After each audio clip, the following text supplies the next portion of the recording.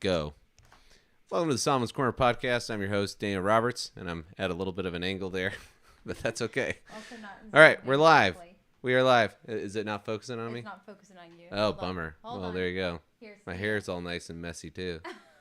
Look at that. Can you hop up and move forward, move backwards a little bit? I'm going to try. We'll see. Here, move your face a little bit forward towards the camera. Let's see if it'll catch going. it. Can you guys see me? I think it's focused now. All right. We're coming back. Nope. It's still struggling. Nope. All right. Hold on. I'm going to do a little you got it? shooting here. Hey, everybody. If you're in this is the live stream, unedited. Raw. This is the raw footage. This is what you guys get when you decide to jump on right at the beginning. Gracious. You got it? No.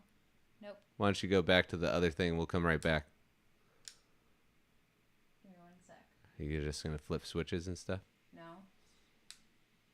There we go. There we go. There we go. Awesome. There we go. That's my Jamie, a.k.a. Lindsay. Shout out to Joe Rogan, my friend. I'm just kidding. We're not friends. He doesn't know who I am. All right. So after that technical difficulty, and sorry about my hair, everybody. I didn't even realize it was all messed up, but maybe you like it that way. I don't know. Let me know in the comments. But before we get started, make sure you like this video or subscribe and hit the notification bell, all those things that, help us stay on the YouTubing. Today we are going to be talking about, obviously, all the fun satanic stuff that happened earlier this year. But before we get started on that, we're going to be talking about the Grammys. We're going to be talking about Lauren Southern and her family getting canceled and how it relates to the Gulag Archipelago. We're going to be talking about a lot of different books about the targeting of traditional Catholics. I don't know what a trad Catholic is. Maybe you do. Let me know in the comments. I have an idea, but I mean, I don't have, it's, as we say in the tech industry, I have knowledge by name only. Transcendentals is what we're going to be talking about midway in the show. What are they? The different kind of ways that they've been described. And then we're going to have the What Are You Reading segment. And we're going to be going over the books that I'm reading and that you can read along with and talk about some of the application from it. Specifically, this book right here. What is it? You're looking over. Oh, sorry. Yeah, I'm distracted by myself. I have a beautiful face, and I can see it, and I've got a mirrored thing. Anyway, sorry, I'm not looking at the camera. I might have to take that away. Yeah. We're going to be talking about the woman who is poor and how it applies to how Biden made everybody into prostitutes. So, yeah, you're going to want to stick around for the end, because if that doesn't, if that's not a zinger, I don't know what it is. Oh, you taking away the screen? Okay. Yep, I'm getting too distracted. Okay, so cue the music. Can you do that? Oh, yeah. Here we go. Yep. Welcome to the Solomon's Corner podcast, a place for thinkers. Join us as we explore the depths of theology, philosophy, and the Christian intellectual life.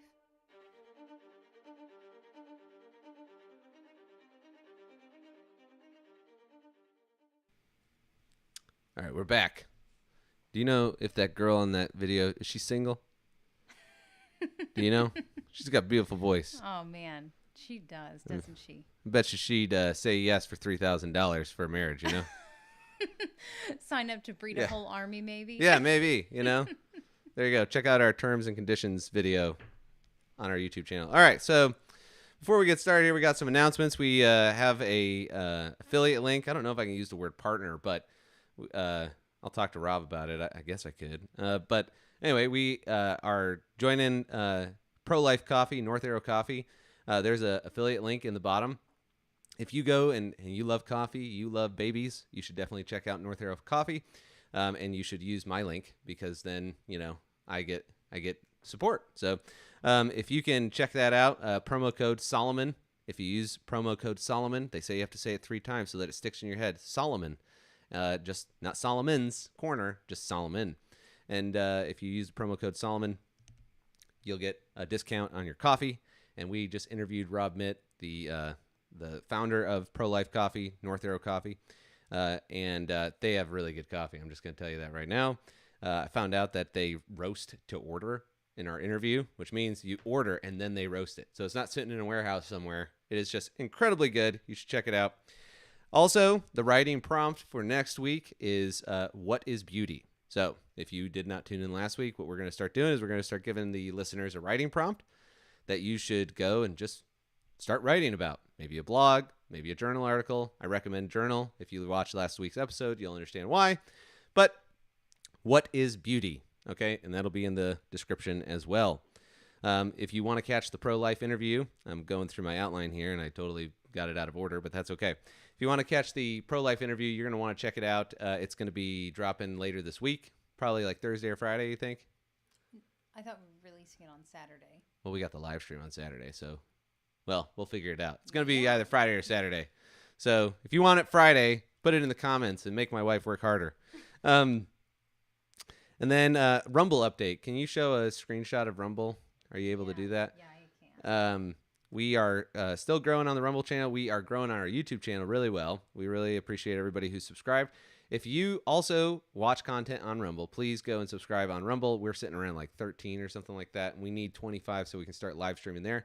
We would much rather go and go on Rumble primarily. So obviously we're trying to get away from the big tech stuff and all that fun culture war stuff.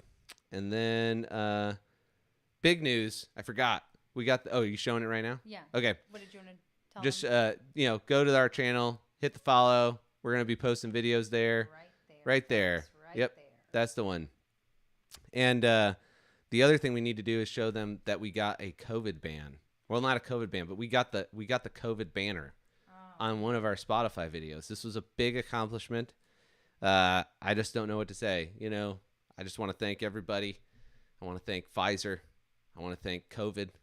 I want to thank Dr. Fauci, all the CDC people who made it possible for me to get this award as a COVID-19, misinformation banner. All right, hold on. You got it up there? Here it is. Here we Brace go. yourselves. Oh, Boom. Look at that. There Right? you go. What a treasure. Yep, I was pretty excited about that. So, if you missed last week's episode, we talked about the Project Veritas video that dropped that pretty much confirmed everybody who was called a conspiracy theorist for the last 2 years. For all those that you got jabbed, you probably don't want to watch it because it's going to make you paranoid about whether or not you're going to die someday. So anyway, yeah. So we're going to move on to the actual stories now. Do you have that transition slide? I sure do. We're testing out Lindsay running the stuff, so we'll see how Get this ready, goes. folks. Let us know if it's a little too loud. Yeah. I think I fixed the problems from last week. So. Okay, here we boom. There we go. It's not that bad. So what am I taking us to right Okay, we're going to talk about the oh man. It was just a week from hell. But I guess we'll start with that. Yeah, we'll start with the week from hell. Okay, so one of the things that happened last week was that pretty much everybody who tried to downplay their justification for, supporting pop culture, right? They were totally wrong. Like if you think, I don't even know who this guy. I think it's Sam Worthington, right? Sam Smith. Sam Smith? Yep. Who's Sam Worthington? I don't know. Okay. Sam Smith, he's a transgender person. He just claims to be gay. Is he just gay now? I don't know. Okay. So the bottom line is that last week at the Grammys, we'll play a little bit of the clip. If you haven't seen it, it's absolutely hellish, and it's just horrible. Are we showing part of that clip? Yeah, just play the clip. Like, just careful. Brace yourselves. It's gross. You might have to do a refresh. Let's just see. You're gonna have to do a refresh. I'm almost certain. There it goes. Here we go. It's pretty gross. And everybody's nasty and gross. It's kind of nice for you guys, though, because you can't really see it that well, I don't think. Okay, so now, I just want to... Well, pause it right there. Right there. Okay, so... I just want to let this set in for a second. Okay. And everybody who watches Daily Wire and all that stuff, you guys already know this. But a lot of the listeners that I have don't necessarily listen to Daily Wire. I think some of you do, but not everybody. But the bottom line is nobody else asked this question, and I just want to ask you guys this question. When you see that, do you not wonder what people that, like everybody, not just the artists, but the people who put the money behind this thing, the people who organized the event, the Grammys and said, you know what? We're going to have an erotic, demonic, satanic ritual, which, by the way, there were people on Twitter saying was a worship service. So I'm just saying, it's all out there for you, okay? Do you not wonder what people like this do in their private life? Now, I know the libertarian is going to say, I don't care what he's doing in his private life. Well, he's not exactly doing it in his private life anymore, is he? And I understand that, again, if he was just staying in his house, maybe that would be fine. But we live in a community. That means we have a common unity, meaning our society unites us together, which means that when we do things in our private life, it has an impact on the community. So if you get sick, for example, let's say all our doctors got wiped out by the COVID vaccine. No, as far as I know, that's not really a thing, as far as doctors just dropping dead. But let's just say the vaccine was bad and they decided to follow the Nuremberg trials, in which doctors should have been the ones who were testing it on themselves first, and we lose them all. Well, their death has an impact on the community, okay? So we have to deal with the fact that society and its individual members, their choices and their the consequences that are outside of their control, maybe genetically or health-wise or whatever it is, does have a bearing on the overall health of the community. It's just a fact. That doesn't mean libertarianism is false. That doesn't mean that communism is true. It just means that this is a variable that in your political theory you have to account for. And so now we have this public affirmation of insulting Christianity, insulting monotheistic religions. Somebody said, they never go after Islam. I'm pretty sure Islam's not happy with this one, guys. Like, just going to go out on a limb, say, I don't think that Islam is like, did you see what they did to the Christians? Like, I don't think that's what they are saying. But the bottom line is that, you've got this group, and it's sponsored by Pfizer. Okay. Again, this stuff doesn't just like happen. There's weeks of planning, rehearsal, money, administrative problems they have to overcome, just like you or I. If we decide to put on a big show or something for Jesus, everybody knows that there's going to be all these hurdles that happen that you got to get over. We don't have the costumes. Oh, we don't have this. Oh, well, what are we going to do? Well, we're going to order these little horns and put it on a top hat because we ran out of the skull caps that have the horns on them. Like, they have to do all this stuff. Like, they have to make the demonic their end in order to pull off a show like this. And not only that, when somebody like Pfizer says, we're going to sponsor the Grammys, that aligns themselves with, hey, we want to help you guys out with this project. Okay, so this is a problem. Now, if that had happened during the pandemic, just be honest, would you have felt like the jab was safe? Like, if you saw this whole thing happening 2 years before the pandemic, okay, before all the conspiracy theories about the nanobots and the alien juice and the weird stuff happening and all these different things. Sorry, my computer just went to sleep on me and I had to hit it. Anyway, if all these things were going on, it never happened. All these conspiracy theories didn't actually come to the forefront. And you watched that and then they said, now get jabbed. You're going to tell me, especially you Christians out there that push this vaccine, you're going to tell me you're going to recommend that vaccine after what you just watched? Pastors who got up in the pulpit and said, you need to get vaccinated. You need to get the Pfizer vaccine because of love of neighbor. You're going to say that? Now, again, I understand that their ability to produce vaccines is not entirely dependent on whether or not they sponsor a satanic ritual. But let's just use the age-old example that we always use amongst Christians. If my son needs brain surgery, right, and the atheist doctor believes in evolution, random evolution, not guided evolution or intelligent design or any of these things, and he's the best brain surgeon in the world. He's the best. But he's an atheist. I've talked to you Christians out there, just like myself. We all say, yep, I want him to do the surgery for my son. Okay, let's change it up. Now he's a Satanist. He's the best brain surgeon in the world. He's a Satanist.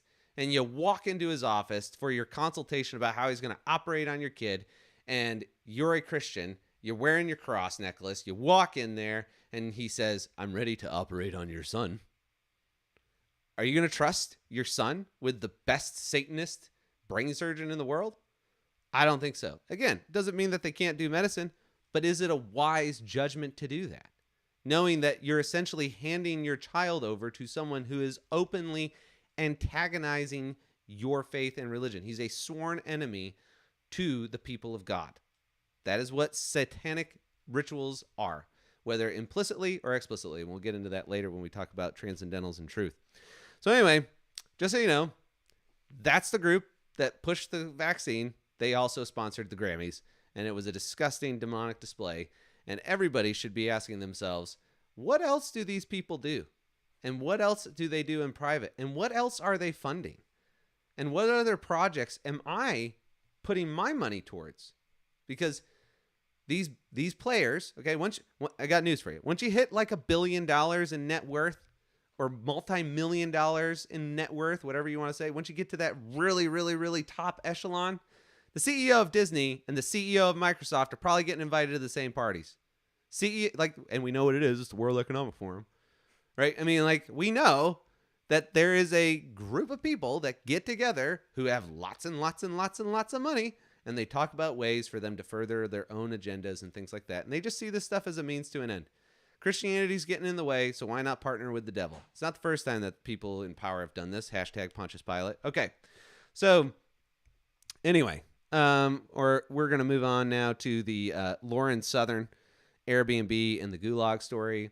So this was a story that I thought was really interesting. A lot of people covered it, but they didn't cover it in the way that, that I thought they should cover it, and that's why I'm going to cover it the way I think I should cover it. Because it's my show, man. It's my show. There is so for those that don't know, and I can't read that because you took away my ability to see the screen.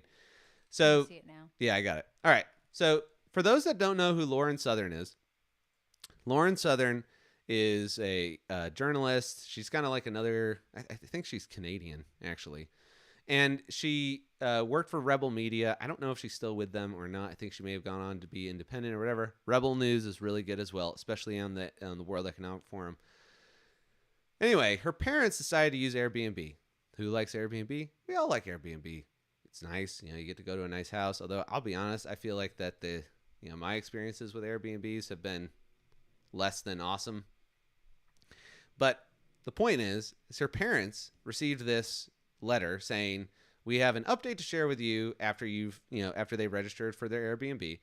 We've removed you from the Airbnb platform because your account is closely associated with a person who isn't allowed to use Airbnb. This means you'll no longer be able to book reservations on Airbnb. Now, little backstory. This kind of stuff happens.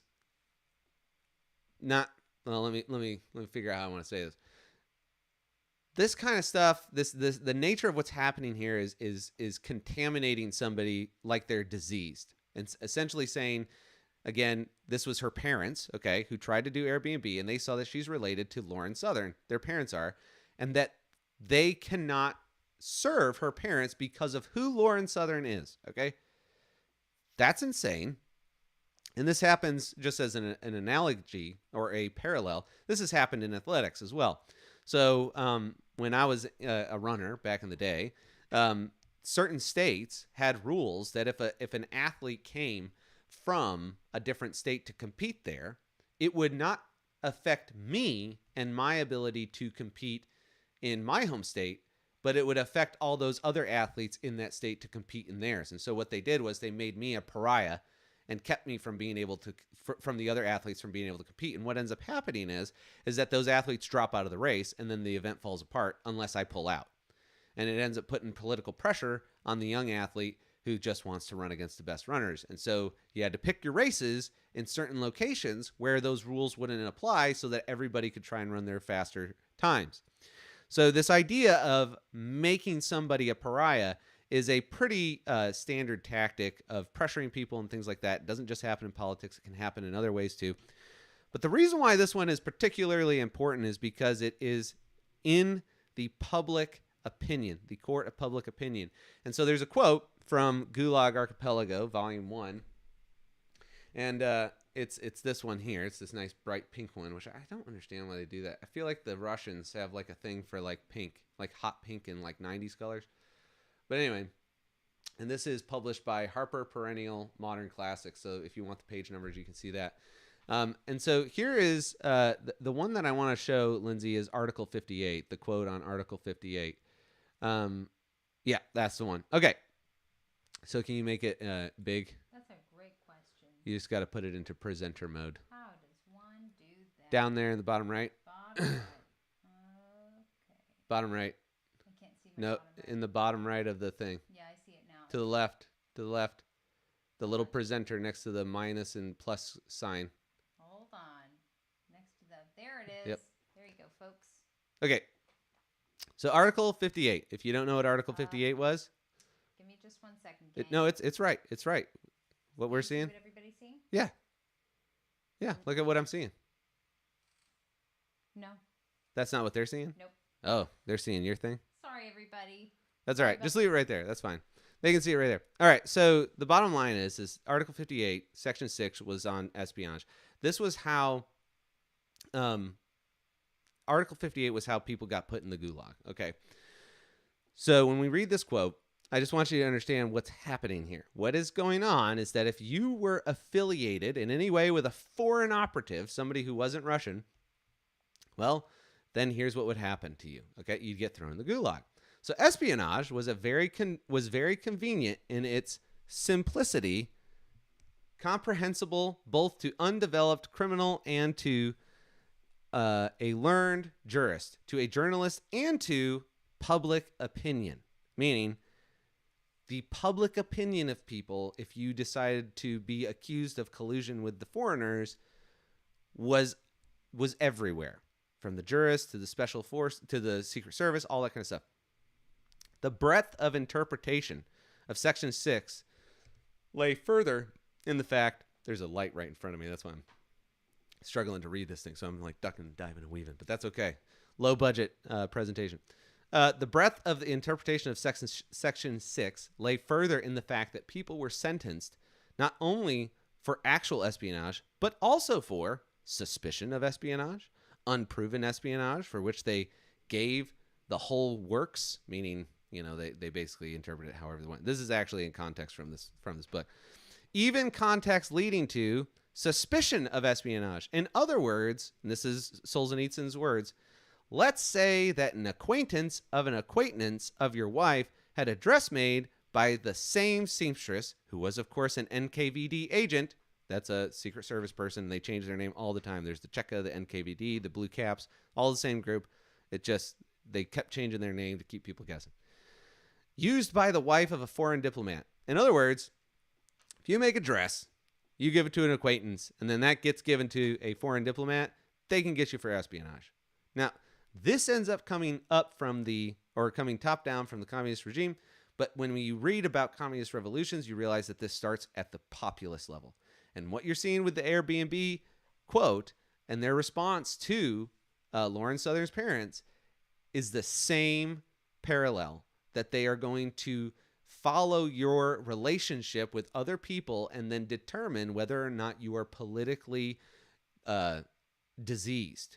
And if you are, then just by virtue of you being related to somebody, you also are going to be suffer the same consequences. And so the reason why I think that story in particular with Lauren Southern on Airbnb is important is because there are a lot of people who downplay the parallels of communism in America as a cultural revolution, and they think that our civil system is just immune to communist ideas and populism and things like that. It's just not true. I mean, Russia was huge, and they still succumbed to communist revolutions and stuff for various reasons. Obviously, it's not a one-to-one. Okay, don't think that's what I'm saying. There's geographic reasons that play into a lot of the Nazi and communist totalitarian regimes over in Europe and the Eastern world. But for us in America, that doesn't mean that ideologically we couldn't find ourselves in the same spot. And so with the Lauren Southern thing, I think that's a big lesson we have to understand, is that it's here and it's in these businesses and they're flirting with it. And if you don't raise your voice and push back, then they will continue to move that line forward. They will continue to close the acceptability of other people and keep them from participating in the public square. So, moving on to the next story is the targeting of trad Catholics.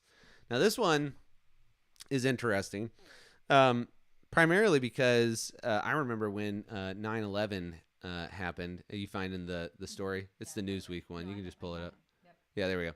So this was in Newsweek. Do you have the title of the thing at the top?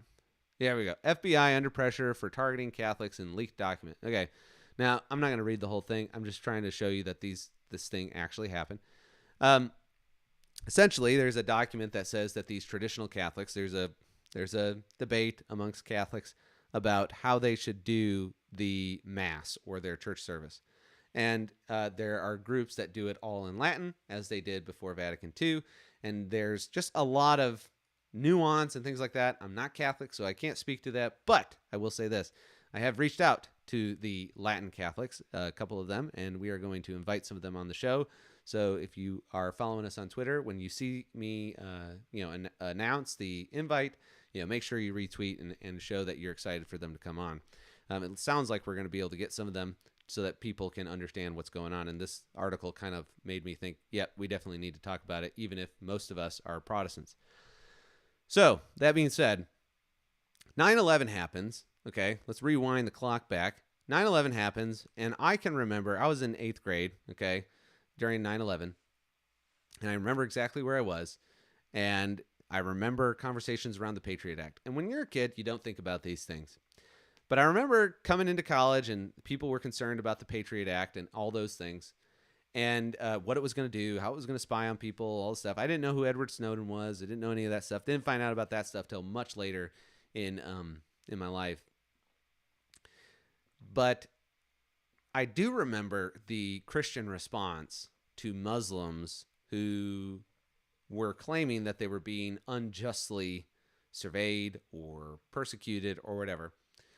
And a lot of the mindset back then was, well, just convert. Well, if you're not a Muslim, then life will be easier for you. See, if these people aren't blowing stuff up, then your life goes a lot easier. But they are, so maybe you should just convert to something else. And of course, this is absurd, but it was easy for us as Christians who still had the cultural approval of what we did, of our practices. People still, well, yeah, I understand you're not for gay marriage, but Christians are still cool. We can all get along, and we'll just live together in this diverse country. And, these Muslims are just going to have to reform. I even had somebody say, well, what Muslims need is they need another Martin Luther. And that might be the case, especially for some of the more extremist groups. However, that being said, Christians that I saw in my community, okay, this isn't the news, but the overall view was, well, if they just converted, they wouldn't have these problems because they wouldn't look like terrorists. That was my experience. Okay, I'm not saying that's what everybody said. Not saying that nobody tried to help them. Just saying that was my experience in the communities that I was in. So, and that was also just my perception as well. So it's not necessarily that this is what everybody held. I'm just saying that was kind of even my just default. Well, if you had the truth, life would be a lot easier, right? Anyway, so that's something that now with this FBI story is coming back, where the FBI on Christians now, because now Christians have fallen from the cultural approval. And now they are being seen as threats to the state. And what is the state doing? It's using the same tools and the same psychological weapons and things like that against these groups of people. And they're going to start infiltrating these things, and they're going to start looking into these Christian groups because, they're extremists, and you can see this in the article. And so the FBI has come under scrutiny after a leaked document showed the Bureau warning that radical traditionalists. Radical. Do you remember what we used the word radical for?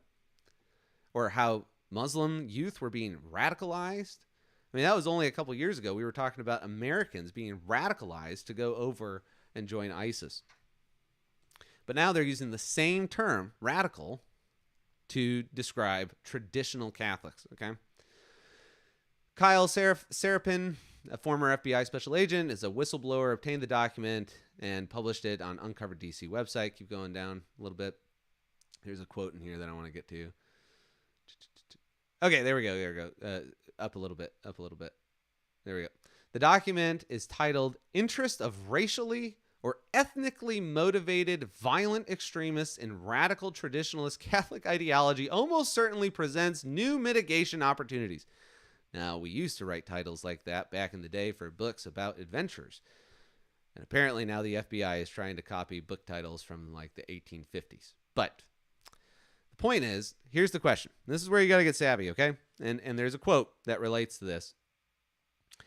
And it's just so you can look for it before we jump into this, Lindsay, is the one that says, I will not seek proof of their actions. It's that quote from Solzhenitsyn. He says they fed them to animals and stuff. So you look at this right here.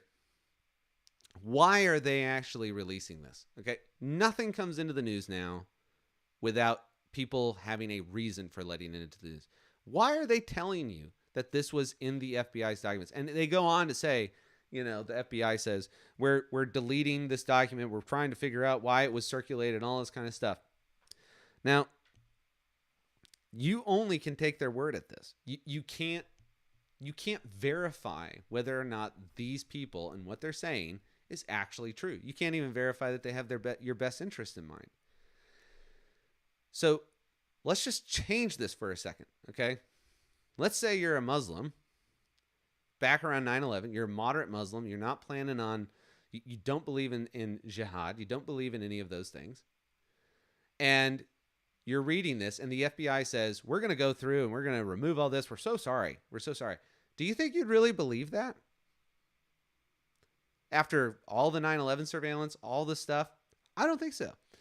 But not only that, with all the things that have happened thus far, with the Pfizer, with the COVID, with the suppression of truth, the Twitter files that have been leaked that showed government collusion and pressure from the White House on these kinds of journalists, I think is a real problem for us to be able to trust these people, because essentially it's like, comrade, we are so sorry.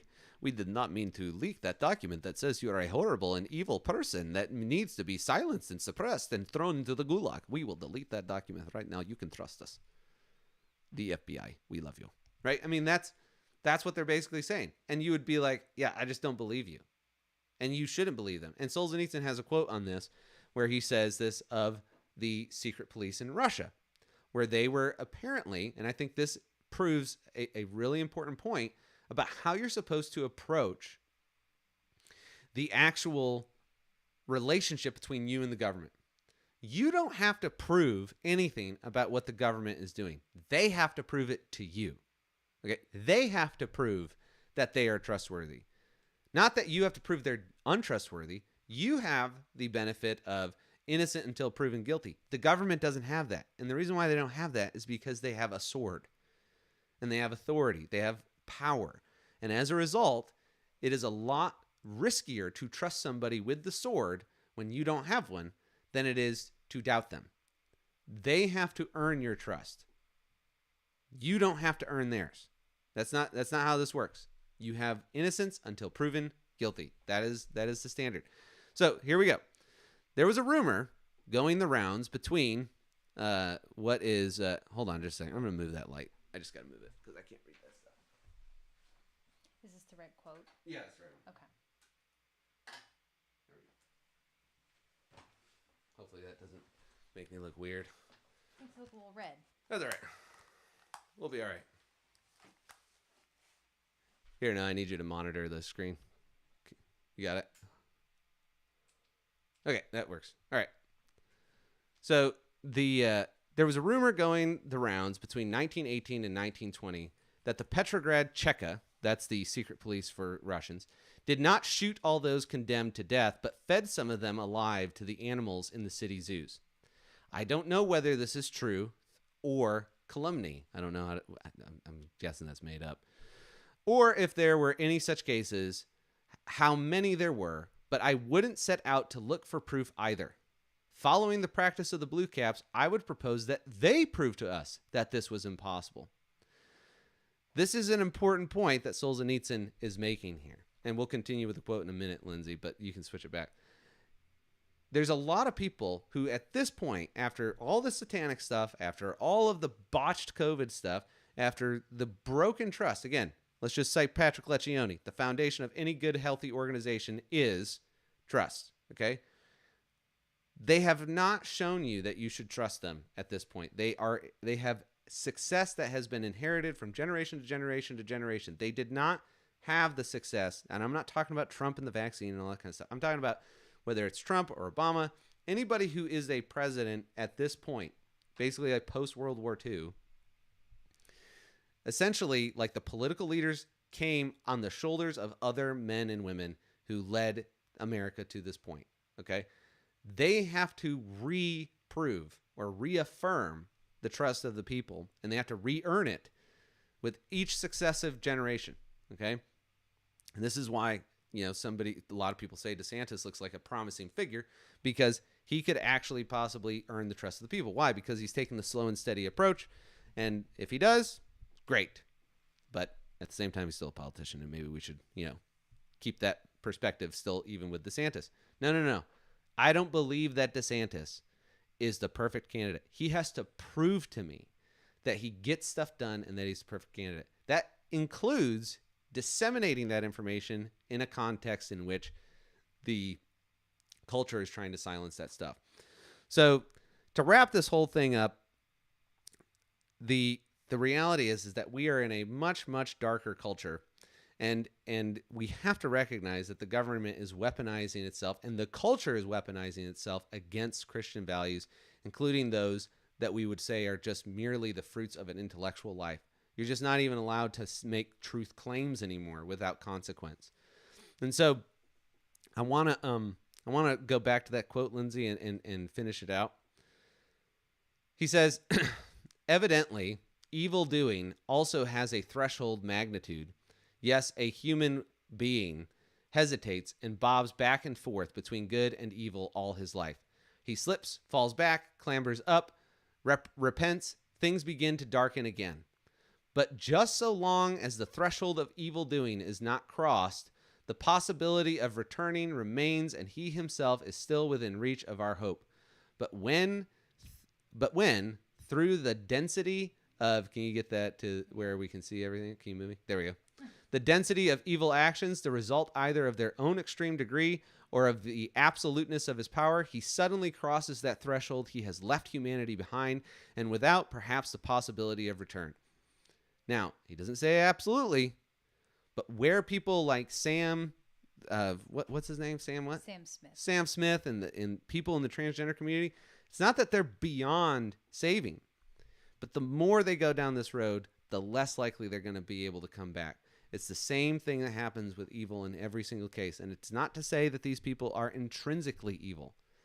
But when they decide to go down the road of my will be done, not thy will be done, that is the road that leads to destruction. And not just to the destruction of them, but also the destruction of those who are closest to them and those that care about them. Not because people are going to hate them or any of that kind of stuff, but because actions do have consequences.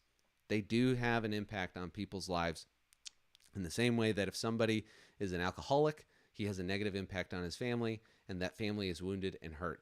The same thing is happening in these transgender communities, and we've got to make sure that we're actually speaking out about this stuff, because if we do not actually talk about this stuff in our private conversations with our pastors, with our small groups, when you hear this, well, we just got to love each other in your small groups, you need to gently push back on that and say, what do you mean by that? How should we do that? How do we tell them they are wrong in a loving way? That's the goal. Because if we don't do that and we continue to let this roller coaster just fly off the rails, we're all going to be in trouble, including Sam, including those who are most affected by this propaganda and the ideologies in play. So that wraps up our current events segment. We're going to move on to the Transcendentals. That's a transition slide there that you're supposed to hit. Am I? Yeah, because go. All right, moving on to that's why we call it a transition slide, Lindsay, is because we're transitioning to the next section. All right. So what is truth? All right, so we're doing a series on the Transcendentals, and I'm going to try and go through this pretty quick, but we'll see. This is obviously what Pontius Pilate says during Jesus' trial. But before we answer this infamously immortalized Pontius Pilate, we can ask another question. Before we ask what is truth, let's ask the question, what is the purpose of the human mind? Every object out there has a purpose, okay? My cup has the purpose of holding fluid. And if you really want to get into the nitty gritty, because everybody loves to know what the exceptions are, there are secondary and primary purposes, okay? The most obvious of this is in sex. Sex is primarily meant to produce a child. How do we know? Because there's nothing else that comes after a child in that relation. But there's also all these secondary things that lead to the culmination of that event, which is pleasure, love, all those things, okay? So you have these various different purposes, but there's a culminating purpose at the end. So what is the human mind for? What's its primary purpose? It's obviously knowledge, but knowledge for what? Why do you have a mind? Why not just have a brain? Not only that, why are the senses wired in such a way to give rise to signals in the brain, which leads to concepts in the mind?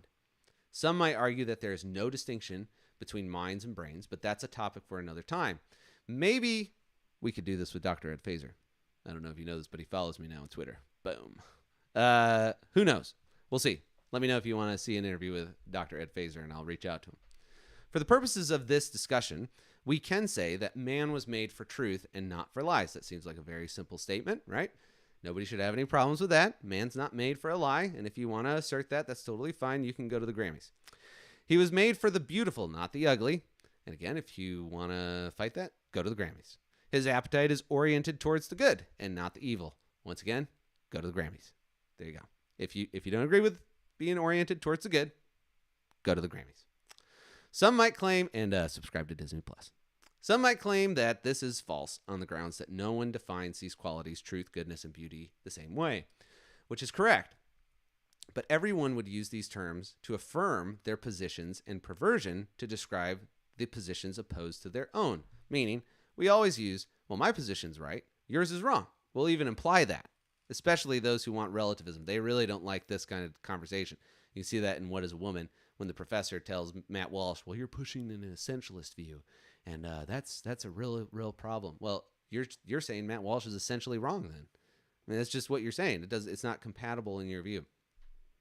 And therefore, you're going to say his view is perverted because he shouldn't have an essentialist view based on your definition of the good. So regardless, you're affirming the principles that truth, goodness, and beauty are what man is after, and what we fight about is who has it. It's not a question of does it exist, it's a question of who has it. And those are important because if we can't agree that this is what we're aiming at, then we don't have objectivity at all. But it's the very fact that because we are aiming at the true, the good, and the beautiful, that we can even argue intelligibly with somebody who would assert something as absurd as, you can't have an essentialist definition of truth. And I mean that essentially. So, moving on. Furthermore, without an objective view of reality, we lose all the sense of redemption. As a narrative, for example, like there's no sense of which good can come from evil, or that your suffering has any meaning or purpose to it outside of just pain and the ugly. But we know that the most beautiful stories are oftentimes these stories of a phoenix rising from the ashes, and it's the ashes that make the phoenix and its act of rising that much more beautiful. Or in other words, we also lose the ends justify the means question, the principle of do the ends justify the means. We lose that principle when we lose objectivity because we can no longer actually say that principle in what we really mean. What we really mean when we say do the ends justify the means is if this thing or this claim is really true, can I justify what I'm about to do or sacrifice to obtain it? Man's mind seems to be made for something, and that something is the truth in all its various mediums. And one thing Thomas Aquinas would say, just as an aside note, is that truth is when the soul is in conformity with reality or with its object. It knows the thing which it seeks. And I know all these generalizations like analytics and skeptics and contrarians are always like, but what about this? Well, what about this? Well, put it in the comments, buddy. Anyway, truth can be obtained through a variety of ways, though. This could be through experience. This could be through the written word. This could be through art. This could be through science. There's all these different ways. And we understand that there's varying degrees of these different ways. So in English, we would describe these various ways like this. That is truly beautiful. Maybe we say that of a piece of art. We would also say of that piece of art, that is truly good. Or that artist must be truly a genius. We also use the negative. She is totally ugly. Or he is literally a comic book villain. And we're using different words here, totally, literally, or incredibly stupid, as different ways in which we can say the truth, even though it's not the actual word that's in there. But that's what we're saying. We could say she's truly ugly. He's truly a comic book villain. He's truly stupid. But we use different words because that's just the way our language is developed. I'm sure Jim is going to jump all over me on that one. Here, the language is showing that we recognize that truth is related in degree to every other quality of existence or being. Those would be beauty, goodness, unity. We're not going to get into all of them. Some people have defined more than just the four: truth, goodness, beauty, and or truth, goodness, and beauty and unity. There's a couple other ones that some people have asserted, but we're going to talk about truth, beauty, and goodness. Those are going to be the main three. And today we're talking primarily about truth. We recognize that goodness or evil, beauty or perversion, and truth or false, true or false, are capable of describing every being. Where there is being or existence, there is truth, beauty, and goodness. But depending on the being, these qualities will vary by degree. For example, Lucifer is described in the Bible as being one of the most beautiful angels. Satan was part of God's creation, which God called good. When a being falls, whether angel or human, they are falling away from the true, the good, and the beautiful. Their being, or their existence, is marred but still intact.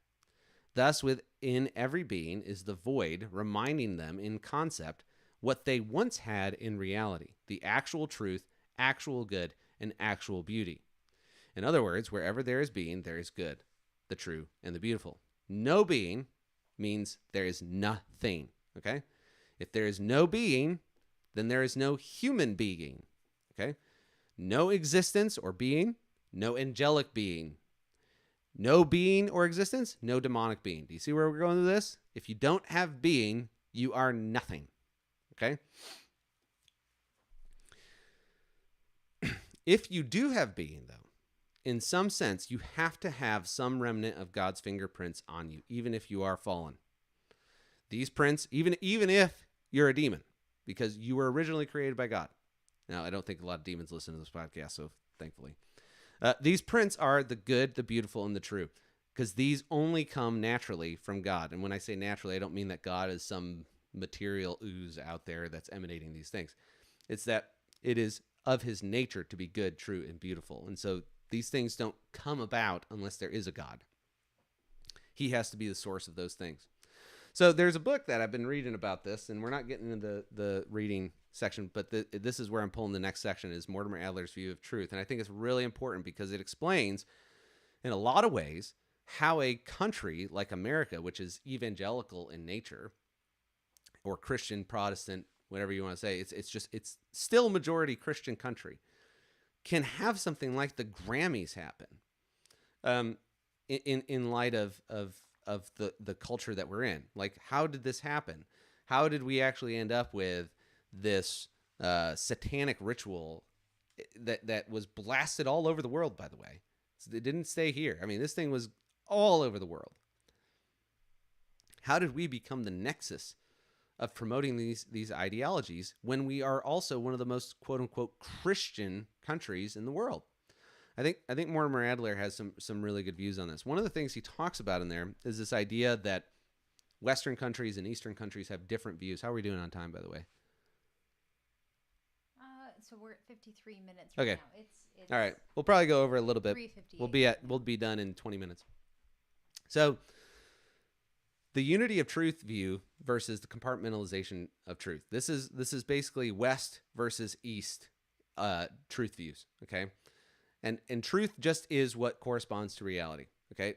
The West would say, along with Thomas Aquinas, according to Mortimer Adler, is that all truth ultimately finds its unity in existence. Like the truth of reality has this emanating effect of historical truth or scientific truth or philosophical truth or sociological truth or psychological truth or theological truth, even though we have these different kinds of truth, they still find their source in truth itself. So this is where when you have something like evolution, for example, right? Evolution contradicts the Bible. And so in the sense that God didn't use evolution, okay? We're talking about the Darwinian form of evolution. We're not talking about intelligent design or, old Earth versus young Earth creation models. We're just talking about atheistic evolution. There's no God behind this, okay?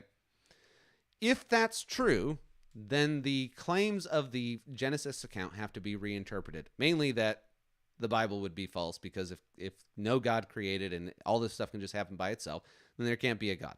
I mean, if God is not behind creation, then, the Bible is false. That is not the same thing as saying that God couldn't use evolution or that it couldn't be a directed process over millennia. Nobody is saying that that would contradict the Bible. It's just, regardless of whether it's evolution, if you have an atheistic view of the world, then the Bible just isn't true, because it claims that the opposite is true. And so the Western view says that we all are after this nature of truth, and that if we have a contradiction in our views, we have to adjudicate it through philosophy, through reason, through theology. Some things are off limits from these things, like statements of faith, right? So statements of faith, one of the things he'll say about that is that a statement of faith is something that can't contradict these things, but they can't be disproven either. So for Christians out there, this is what we say about the Trinity. We say one nature, three persons. Now that does not prove that the Trinity is true. It just proves it's not false. And that's important, because the only reason why we believe it is on faith. Okay? We believe the Trinity on faith. Why? Because it's affirmed in the scriptures, but we can't put it in a test tube. We can't go and find the fingerprints of the Trinity in the matter of the universe. I mean, some people might want to say, well, there's this relationship stuff, and maybe even with truth, goodness, and beauty, you could draw the same analogy. Like truth is not goodness and goodness is not beauty, but in being, they're all the same, right? The nature of being is different than is truth, is goodness, is beauty, but truth is not goodness, goodness is not beauty, and beauty is not truth.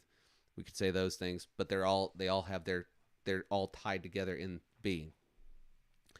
But Mortimer Adler says this is what sets the Western religions, specifically Christianity, apart from the Eastern religions. And the Eastern religions actually grant that there is contradiction and technology is a separate thing, or all these natural laws and stuff, even though they contradict a lot of the religion, religion is basically unreachable from that. And so this is really interesting based on the way that Mortimer Adler presents it, because he actually says that because of things like AI, because of things like the computers, because of things like mathematics and the way that they transcend culture, things like the law of non-contradiction have to be true. And this means that, you can't have two things contradicting each other. They're either both false or one is true. That's just the reality. And even if somebody wanted to say, no, there's a third option, it could be meaningless. It's like, it's still either that is true or my position is true. My position can't be meaningless at that point. It's because we're talking about two propositions that aren't meaningless. So when Mortimer Adler gets into this unity of truth thing, he says what we have to recognize as religious people is that when something from these other spheres of truth come in conflict with another one, like maybe quantum mechanics comes in conflict with what I just said about logic and truth. Well, we might, and he has a whole chapter on that. I haven't read that part yet. Sorry, spoiler alert. But what we would have to do is we would have to try and battle it out and adjudicate those things and figure out how we can make this work, because we still have this other system of technology that actually is objectively the case. It's undeniable. You got this phone? We all know what it does. There's nothing that we can do to deny and say, well, that doesn't exist, and the principles that it's based on are false. Well, you can't, because it exists in China. It exists in us, our country. It exists all over the world. Everybody's using these things.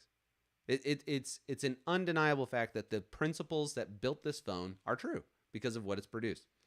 Because that's the nature of scientific truth, is that it can be proven through scientific results.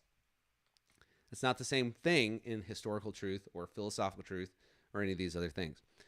And most of the time, people would say, see, that's why scientism is true, because look at all the great things that it does. The problem is that we can't say those are great things without something philosophical to affirm what greatness is, because science doesn't define what greatness is. Science is like a gun trying to hit a target. And so do you want genocide? Because you can complete that by scientific means. Or do you want to heal people and make them better? Okay, that's a different target, but the tool is still the same.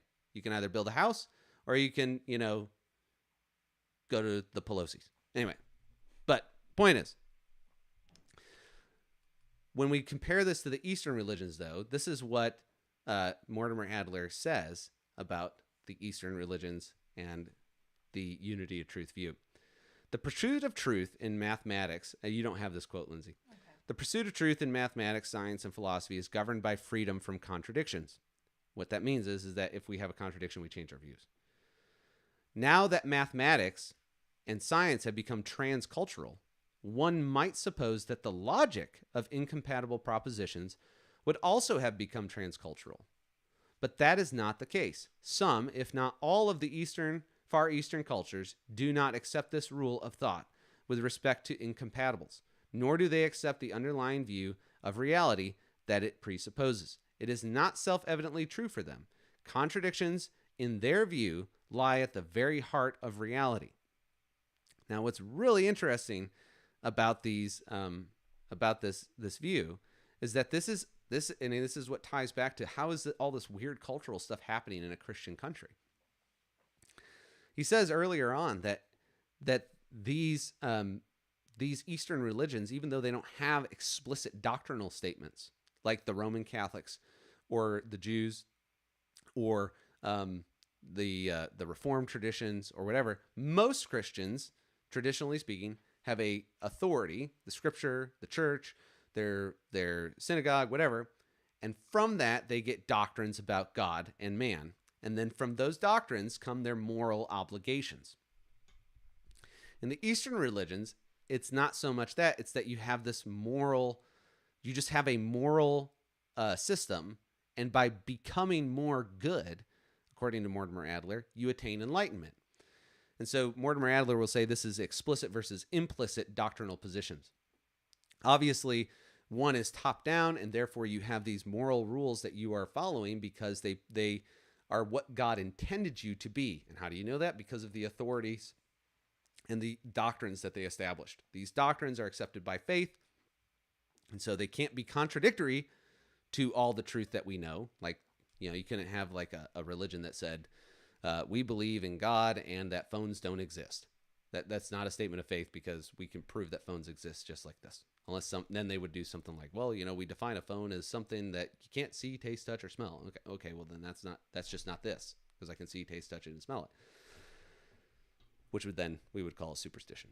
So we keep going down this compartmentalization of truth. What they do instead, because they still accept technology in these Eastern religions, is they will, quote, for them, there are two distinct realms: the truth of science and technology, and the truths of religious faith, of religious beliefs and rules of conduct. Now, I can speak from experience as somebody who went to a seminary and got a philosophy degree, that many Christians, including Christian leaders, do not see doctrine as important. They see moral behavior as important. They understand that there's this kind of echo of doctrine that's important, like they got to have it on their website so they can be in their denomination or whatever. But go to a pastor and say, give me an orthodox view of the Trinity, for example. A lot of times they struggle because they got their exams right, they wrote their papers, then they just wanted to get into ministry. They just wanted to see lives changed. They just wanted to see people stop doing bad things. The problem with that is that doctrine anchors the morality so it doesn't become relativistic, so that you don't end up saying, well, I really don't understand why marriage is between a man and a woman. Because if you don't have an anchor point of doctrine, and again, that could be your church, that could be the scriptures, and neither one of those, by the way, is just by virtue of saying that's my anchor, neither one of those is going to necessarily mean that that group doesn't go off the rails just by denying that authority. So somebody might say, well, the Bible says that marriage is between a man and a woman. Yeah. And somebody might say, and I don't want to listen to it. And I happen to be your bishop. Well, there you go. He's going off the rails. But when it comes to the idea of, well, doctrine doesn't really matter, that group is not merely denying the doctrine. They don't have a solid footing because they're ultimately just pushing a moral system in the same way that a lot of the Eastern religions do to attain enlightenment. Well, if you just love these people, if you just do this thing, if you just make people who are in the LGBT community feel like they're not bad and all this stuff, that's when you're really becoming Christ-like, and that's really what we're after. Well, what does it mean to be Christ-like? I don't know. Right? They'll just say, well, love your neighbor. Well, what does it mean to love your neighbor? Make them feel good. Well, what does it mean to love God?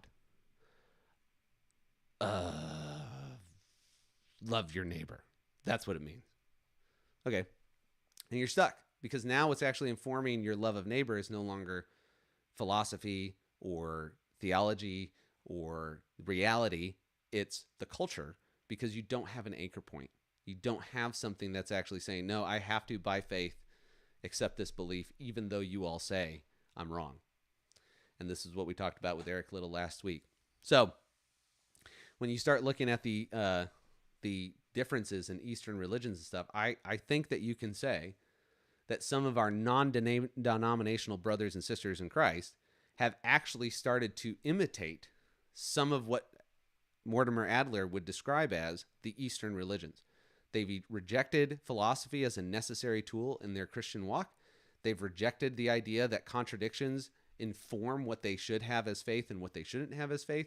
They've rejected that technology and science and stuff has no bearing on the truths of their religion, because they've separated them out. They've said, no, there's this kind of truth and there's this kind of truth, and they're not connected in any way. And what has actually ended up happening is that as the technological sphere has become bigger and bigger and bigger, their little set of truths of what they believe to be a Christian is getting smaller and smaller and smaller, and eventually it's just gonna dwarf it. It's gonna eclipse it, and they're gonna start doing all sorts of weird stuff like putting brain chips in and becoming superhumans and things like that. Who knows? But that's what's coming down the pipe. Elon Musk is working on it. Look it up. Neuralink. Anyway, so we're going to wrap up here. We're going to talk about The Woman Who Is Poor. This is a book I'm reading. Transition. You got to transition. Oh, that's right. So what are we reading? All right. So you'll find links to all these books in the description. And if you use those links, we will, they're affiliate links with our Amazon account. So make sure you use those if you want one of these books. So, I'm reading obviously Mortimer Adler, The Woman Who Is Poor. We're going to talk about that in a minute. Just as references, the Gulag Archipelago set. We've got those that we've used for the site as well, or today's show. And then Dynamic Transcendentals. This is actually, I'm really interested in this book. I think it's going to be really good for the rest of the shows. So this book right here, Dynamic Transcendentals, is going to be kind of the basis for our little mini series on Transcendentals. So next week, we're going to talk about beauty and try and tie it back to some of the things about truth that we talked about today. But what I wanted to bring up about The Woman Who Is Poor is this really affirmed something that I've been playing around with, and I'm thinking about writing an article about. The Eric Little one is done. We just haven't gotten the graphic done yet. But and so that'll be dropping, and then we've got the truth one that's coming too. So we're going to try and get on top of those articles. I know I said that they'd be out before the show, but we're still trying to get more established in our business practices. But the point is, this book, The Woman Who Is Poor, is a really good book. It's by Leon Bloy. He led Jacques Maritain, a philosopher that we talked about earlier when we started the podcast, to Christianity. Jacques Maritain ended up becoming a Christian. Whew, sorry, I had to take a sip of my coffee.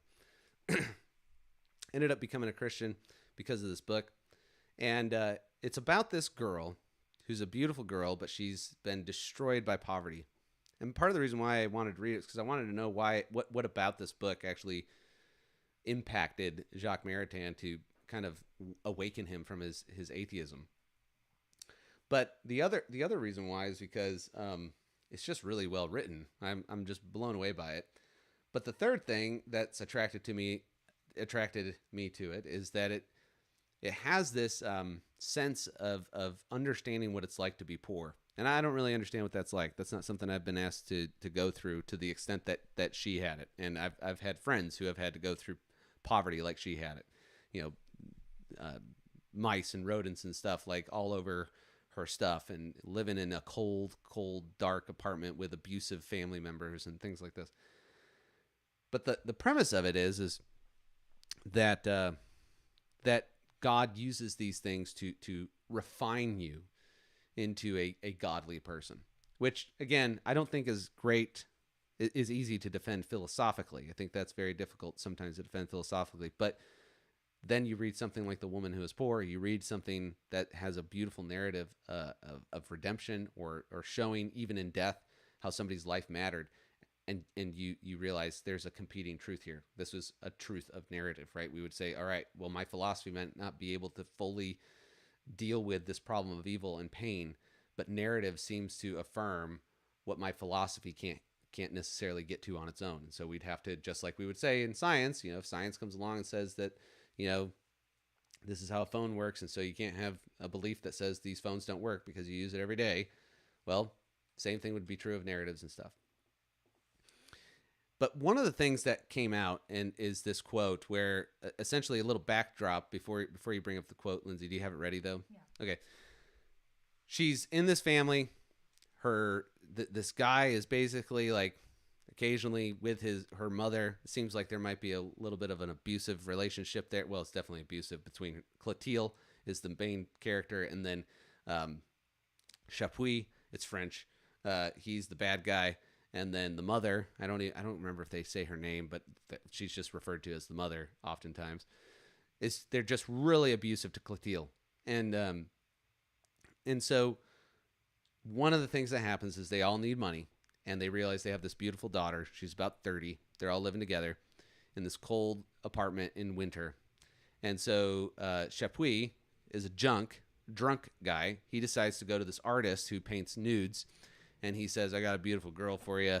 Can we get her to be one of your models? And then, you'll get pieces of art and I'll get some money and we'll be able to, make a business deal. So the drunk comes home and tells Clotilde he's made this arrangement. And Clotilde has a very, very spiritual outlook on life, despite all the things that she's done wrong. She's slept around with guys that don't love her. She feels horrible about that. She finds herself in churches weeping oftentimes before God, asking for help, and ministers are ministering to her and things like that, despite all this poverty and this pain and this suffering.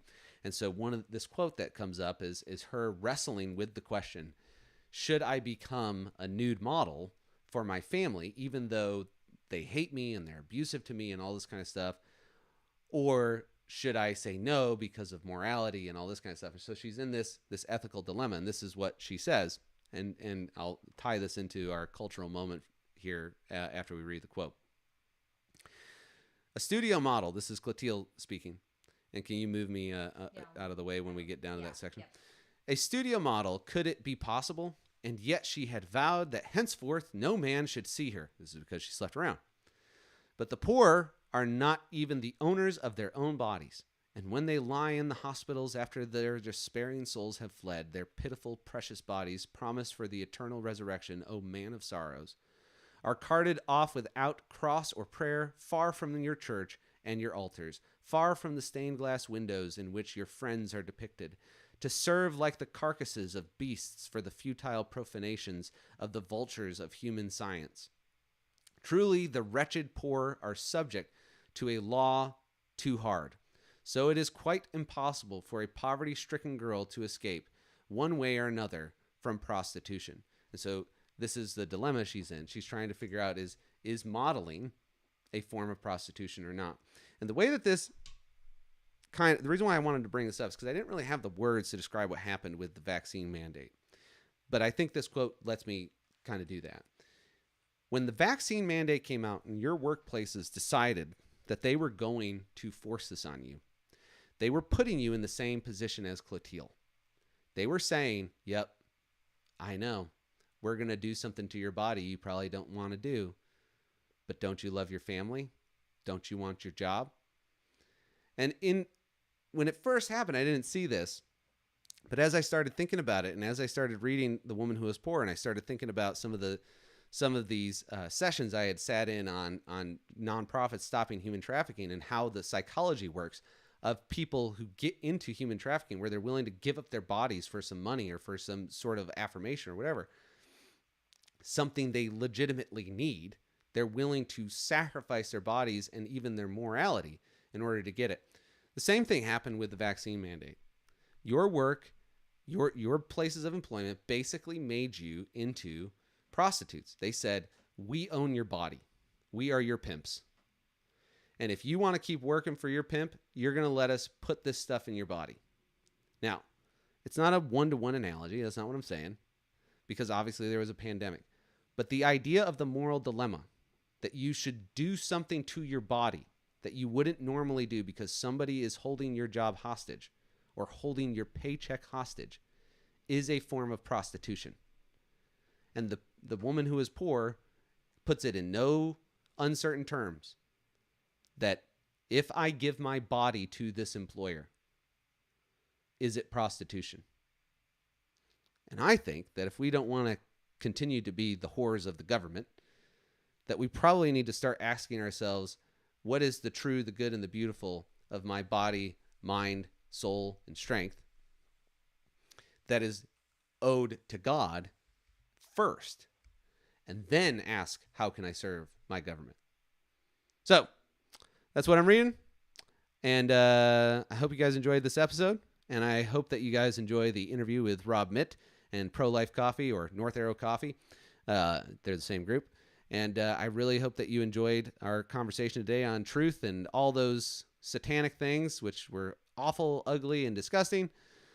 In the meantime, don't forget about the writing prompt, what is beauty? And we will see you next week. I'm Daniel Roberts. Keep thinking.